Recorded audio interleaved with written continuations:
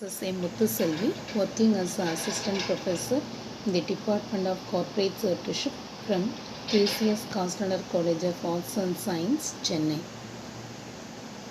In this session, we will discuss about the functions of SEBI and departments of SEBI.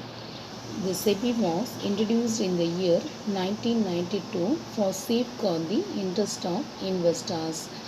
The functions of SEBI has been classified into two types. The first one is regulatory functions, registering and regulating the working of collective investment schemes including mutual funds. The second one is prohibiting fraudulent and unfair trade practices relating to securities market. The third one is prohibition of insider trading in securities market. Insider trading means the trading was done within the stock exchanges. Okay. And the fourth one is regulation of substantial acquisition of shares and takeover of companies.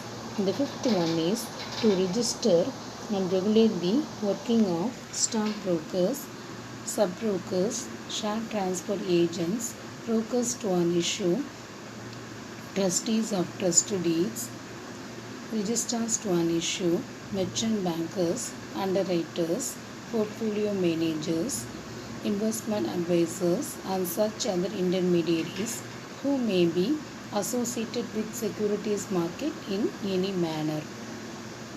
Then next function is developmental functions, promoting investors' education and training of intermediaries in securities market. The second one is conducting research and publishing information which will be useful to the participants in securities market. The last one is promoting fair practices and code of conduct for self-regulatory organizations in securities market.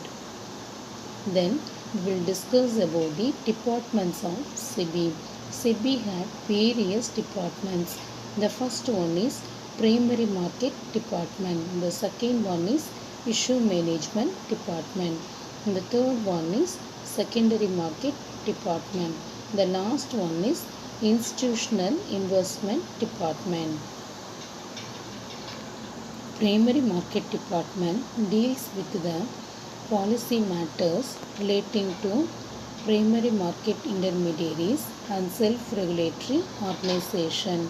It also deals with the redressal of investors' grievances and give guidance to the investors. The second one is issue management and intermediaries department. It deals with the registration, regulation and monitoring of the intermediaries and scrutiny of offer documents. The third department is secondary market department. It deals with the registration, regulation and monitoring of the intermediaries and scrutiny of documents. The second one is policy matters relating to major stock exchanges. The third one is price monitoring and market surveillance. The fourth one is brokers registration. The last one is institutional investment department. It deals with the framing of policies for foreign institutional investors and mutual funds, mergers and acquisitions.